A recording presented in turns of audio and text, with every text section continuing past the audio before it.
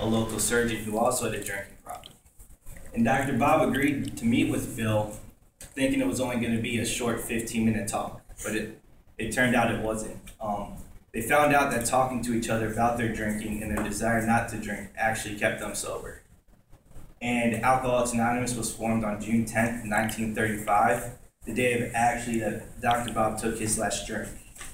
And the Stepping Stones Foundation states that Alcoholics Anonymous is a fellowship of men and women who share their experience, strength, and hope to help each other solve their common problems and help each other recover from alcoholism. Well, now that I touched briefly on Alcoholics Anonymous and how that was formed, you're probably thinking, what about other 12-step recovery programs? Well, Jimmy K was the one that started Narcotics Anonymous in June or July of 1953 because a lot of Alcoholics Anonymous meetings didn't like hearing about drug use. They didn't like hearing about crack, heroin. They just focused on alcoholism and not the disease of addiction, which Narcotics Anonymous does. In the Worktown My reading of Narcotics Anonymous, it states that alcohol is a drug. And the clarity statement mentions that Narcotics Anonymous is all-inclusive to any mood-changing or mind-altering substance, which means a drug is a drug is a drug. It doesn't matter what or how much. And, people in the fellowship say that the first 3 steps are the most important because they're the ones that lay out a foundation for your recovery. The first step is we admitted that we are powerless over our addiction and our lives have become unmanageable. The second step being we came to believe that our power greater than ourselves could restore us to sanity. And the third one is we made a decision to turn our will and our life over to the care of God as we understood it. And one thing that is also important is the third tradition.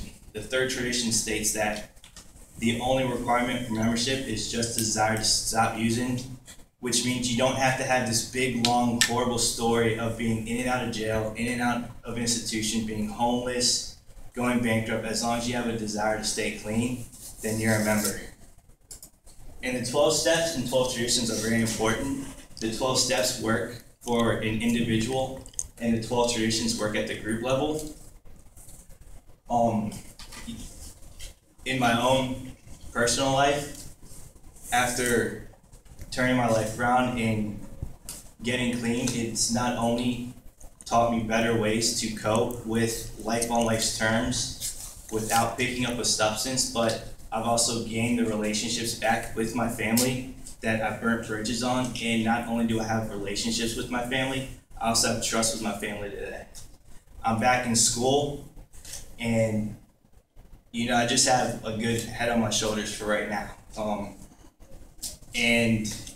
To conclude, I hope you guys now have a better understanding of a little bit about how Alcoholics Anonymous was formed, how Narcotics Anonymous was formed, and a little bit of the 12 steps and the 12 traditions and how they're different, but they all work the same.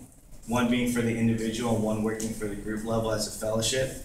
And to conclude, I would like to leave you with this quote given by Bill W., and that is, you can't think your way into right action, you have to act your way into right thinking.